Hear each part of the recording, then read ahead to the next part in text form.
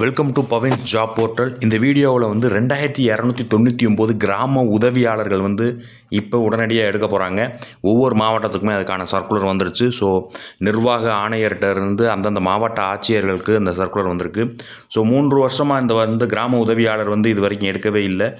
2022 எடுத்தது. ஸோ இப்போ இந்த வருஷம் பார்த்தீங்க அப்படின்னா 2299 கிராம உதவியாளர்கள் நிரப்பணும்னு சொல்லியிருக்காங்க. ஒவ்வொரு ஊர்லேயுமே நிறைய வேகன்சிஸ் விட்டுருக்காங்க. ஸோ இதுக்கு 10ஆம் வகுப்பு கல்வி தொகுதியாக வச்சுருக்காங்க. தேர்வு அப்படின்னு சொல்லி தனியாக எதுவும் கிடையாது. ஜஸ்ட்டு உங்களுக்கு எழுத படிக்க தெரிஞ்சிருந்தால் போதும். அதுக்காக ஒரு சின்ன டெஸ்ட்டு மட்டும் வச்சுட்டு நேர்முக தேர்வு வச்சு எடுத்துருவாங்க. ஸோ எப்படி எடுக்கிறாங்க அப்படிங்கிறத ஃபுல் டீட்டெயிலாக இப்போ பார்ப்போம்.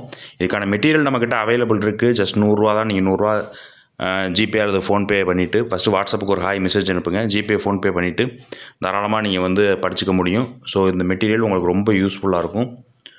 இது முழுக்க உங்களுக்கு இன்டர்வியூவில் எப்படி கேட்பாங்க, அதே மாதிரி எழுத்து தேர்வு எப்படி இருக்கும் அப்படிங்கிறத ஃபுல்லாகவே கவர் பண்ணிடுவாங்க. சரிங்களா? இதுக்கு ஜஸ்ட் ஒரு 10ஆம் வகுப்பு முடிச்சிருந்தீங்கனாலே போதும். முதல்ல கடந்த ஆண்டில் 8ஆம் வகுப்பு தான் கல்வித்தரமாக வச்சுருந்தாங்க. இந்த வருஷம் 10ஆம் வகுப்பு கல்வித் தொகுதி அப்படின்னு சொல்லி விட்டுருக்காங்க. மார்க் ஸ்ப்ளிட் அவுட் அப்படின்னு சொல்லி நிறையா கரெக்டாக விட்டுட்டாங்க. சரிங்களா? எத்தனை மார்க்கு எப்படி போடணும் எல்லாமே விட்டுட்டாங்க. ஸோ சொந்த ஊராக இருந்தீங்கன்னா உங்களுக்கு ரொம்ப பெனிஃபிட். சரிங்களா? இந்த வாட்ஸ்அப் நம்பருக்கு ஒரு ஹாய் மெசேஜ் அனுப்பிச்சு மெட்டீரியல்ஸ் வேணும்னா வாங்கிக்கோங்க. சரிங்களா? ஃபஸ்ட்டு கிராம உதவியாளர் அப்படின்னா யாருன்னா விஏஓன்னு சொல்லுவாங்க இல்லையா, அவங்களுக்கு உதவி பண்ணுற மாதிரி ஒரு ஆட்கள் தான் கிராம உதவியாளர். நம்ம ஊர்களில் முதல்ல தலையாரி அப்படின்னு சொல்லி சொல்லுவாங்க. இப்போ கிராம உதவியாளர் அப்படின்னு சொல்லி சொல்கிறாங்க. சரிங்களா?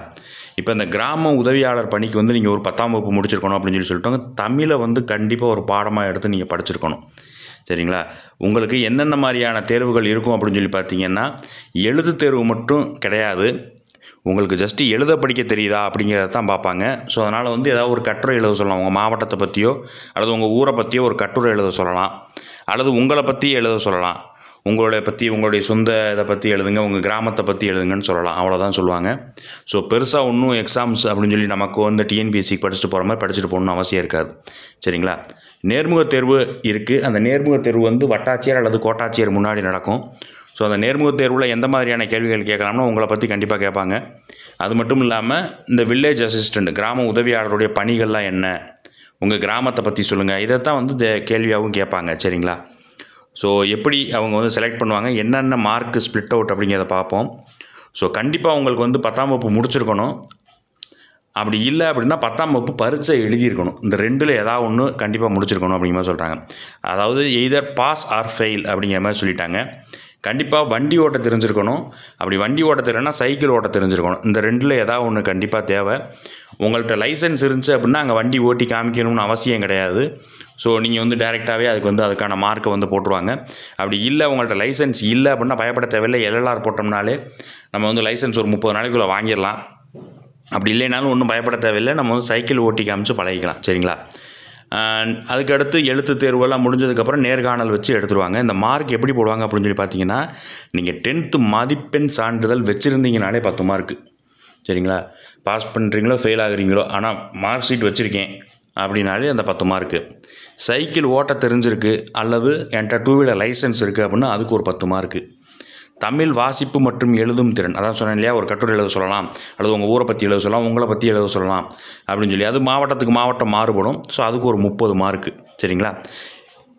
சொந்தமாக அந்த ஊரில் வசிக்கிறீங்க, உங்களுடைய கிராமத்தில் வேக்கண்ட் இருக்குது அல்லது உங்களுடைய வட்டத்தில் வேக்கண்ட் இருக்குது அப்படின்னா அதுக்கு தகுந்த மாதிரி மார்க் போடுவாங்க. அதே கிராமத்தில் இருக்கீங்க அப்படின்னா 35 மார்க் அப்படியே வந்துடும். இல்லை பக்கத்து கிராமத்தில் இருக்கீங்கன்னா ஒரு 5 மார்க் கம்மியாக போடுவாங்க. அதே வட்டத்தில் இருக்கீங்க அப்படின்னா ஒரு 25லேருந்து 30 வரைக்கும் போகிறதுக்கான வாய்ப்புகள் இருக்குது. சரிங்களா? அடுத்து நேர்காணலுக்கு ஒரு 15 மார்க். இந்த நேர்காணல் பகுதியில் மட்டும்தான் நம்மளால் மார்க்கை குறைக்க வைக்க முடியும். ஏன்னா எல்லாருக்குமே எல்லா மார்க்கும் போட்டுருவாங்க. எல்லாருமே இப்போ லைசன்ஸ் வச்சுருப்பாங்க, 10வது முடிச்சிருப்பாங்க. அந்த ஊரில் இருக்கவங்களே வந்துடுறாங்கன்னு வச்சுக்கோங்க. ஒரு 10 பேர் இருக்காங்கன்னா எல்லாமே அந்த மார்க் வந்துடும். இந்த நேர்காணலில் தான் மார்க்கை முன்ன பின்ன வரும். ஸோ அதுக்காக விஏஓடைய பணிகள்லாம் என்ன, அது என்னென்ன மாதிரியான பணிகள்லாம் இருக்குது, ஒரு 21 வகையான பணிகள் இருக்குது. ஸோ அதை பற்றி கொஞ்சம் தெரிஞ்சு வச்சுட்டு போகிறது ரொம்ப நல்லது. உங்கள் ஊரை பற்றி, உங்கள் கிராமத்தை பற்றி, அதே மாதிரி அந்த வட்டத்தை பற்றி, மாவட்டத்தை பற்றி கண்டிப்பாக தெரிஞ்சு வச்சுட்டு போகணும். அதுக்கு நம்ம மெட்டீரியல் ரொம்ப உதவும். இந்த வாட்ஸ்அப் நம்பருக்கு மெசேஜ் பண்ணி வாங்கிக்கோங்க. சரிங்களா? அவ்வளவுதான். அதுக்கப்புறம் உங்களுக்கு ஆன்லைன்லேயே உங்களுக்கு ரிசல்ட் விட்ருவாங்க. உள்ளூரில் சொந்த ஊரில் சொந்த கிராமத்தில் தான் வேலை. ஸோ இமீடியட்டாக இதில் வந்து லஞ்சம்லாம் வாங்கக்கூடாது அப்படிங்கிற மாதிரி ஒரு சர்க்குலர் விட்டுருக்காங்க. ஸோ அதுக்கான சர்க்குலரோடைய பிடிஎஃப் தான் இருந்தது. இது என்ன அப்படின்னு சொல்லி பார்த்தீங்கன்னா, அந்தந்த மாவட்ட ஆட்சியர்களுக்கு நிர்வாக ஆணையர் வந்து இந்த மாதிரி லஞ்சம் வாங்கியெல்லாம் நீங்கள் வந்து பணிகளில் சேர்க்கக்கூடாது, கரெக்டாக ப்ராப்பராக நடத்தி தான் வந்து விதிமீறல்கள் இல்லாமல் நடத்தணும், சொந்த ஊர்லேயே வந்து வேலைவாய்ப்பை வந்து வழங்கணும் அப்படின்னு சொல்லியிருக்காங்க. சரிங்களா? இந்த வீடியோ உங்களுக்கு ரொம்ப யூஸ்ஃபுல்லாக இருந்திருக்கும். கண்டிப்பாக உங்களுடைய வேக்கண்ட்டு உங்கள் ஊரில் இருக்கா என்ன ஏதுன்னு தெரிஞ்சுக்கிட்டு அப்ளை பண்ணுங்கள். கண்டிப்பாக எல்லாருமே பாஸ் பண்ணக்கூடிய ஒரு எக்ஸாம் தான். So all the best.